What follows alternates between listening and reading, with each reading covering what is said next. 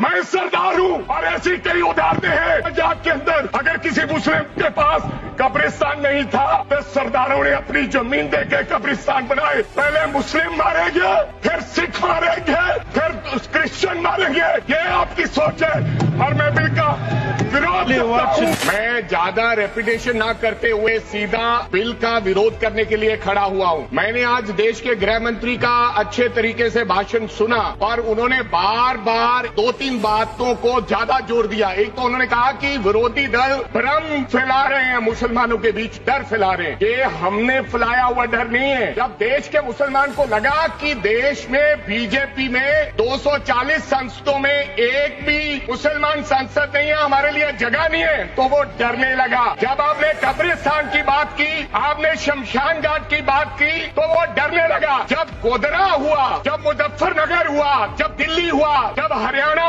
मेवात में दंगे हुए, तो देश का मुसलमान डरने लगा। आज गृह मंत्री साहब ने कहा कि 2013 का बिल अगर नहीं आता, यूपीए नहीं लेकर आती, तो आज इस बिल की जरूरत नहीं थी। क्यों बिल लाए? क्योंकि आपको पता चल गया कि देश का मुसलमान हमारा साथ नहीं दे रहा। हमने हथकंडे अपना लिए, हमने आरएसएस की नीति अपना ली, हमने डंडा अपना लिया, दंगे हो गए, लेकिन मुसलमान हमारे साथ आने के लिए तैयार नहीं है। फिर आपको पता चला, आपने एक और अंकड़ा दिया। आपने कहा 1913 से 2013 तक केवल 18 लाख मुसलमानों का जमीन था और 2013 से अब तक 21 लाख और हो गया, यानी कि 39 लाख टोटल जमीन हो गया। तो आपको किसी ने समझाया मुसलमान को अगर आपके बस में करना है, ये आरएसएस की नीति नहीं अपनाएगा जितनी देर आप इनकी सांस प्रणाली बंद नहीं करोगे, अगर वक्फ बोर्ड नहीं छीनोगे, अगर जमीनें नहीं छीनोगे, तब तक मुसलमान आपके सामने झुकने वाला नहीं है। जैसा आपने पंजाब में करने की कोशिश की,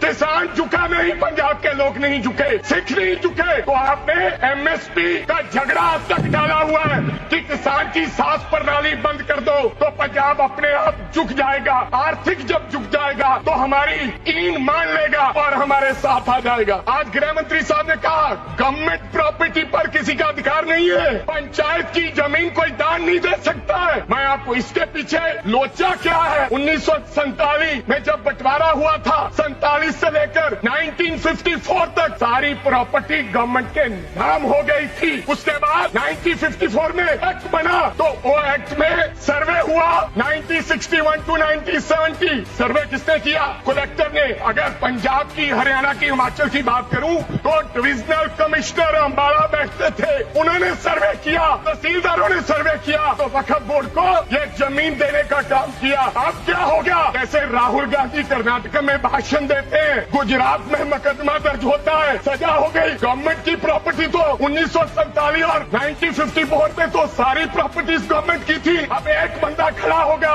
तो वो कहेगा कि यहाँ पर ये गवर्नमेंट की प्रॉपर्टी है, डिस्प्यूट होगा, तो आप वक्फ बाय यूजर का अधिकार खत्म कर दोगे कि ये तो जमीन गवर्नमेंट की थी, आप उसकी जमीन छीन लोगे। लिमिटेशन एक्ट की बात कर रहे हैं आप, और किसी धार्मिक स्थानों पर तो लिमिटेशन एक्ट लागू नहीं होता, इनके ऊपर क्यों? आप जानबूझकर इनको अपने लाभ के नीचे से दबाना चाहते हो, इनकी छाती पर चढ़ना चाहते हो। एक आपने और कंडीशन लगा दी कि 5 साल प्रैक्टिस मुस्लिम होना चाहिए, वो दान दे सकता है। मैं सरदार हूँ और ऐसी कई उदाहरणें हैं पंजाब के अंदर। अगर किसी मुस्लिम के पास कब्रिस्तान नहीं था तो सरदारों ने अपनी जमीन देके कब्रिस्तान बनाए। ये कौन सा अधिकार है कि मैं किसी को चीज दान देना चाहता हूँ? और इसको कौन बताएगा? रिजू साहब ये बताएंगे कि ये प्रैक्टिसिंग मुस्लिम है या नहीं है। ये सरासर अन्याय है। तो श्रोमणी गुरुद्वारा प्रबंधक कमेटी 1925 का सिखों का जो एक्ट है, आप उसमें भी संशोधन करेंगे।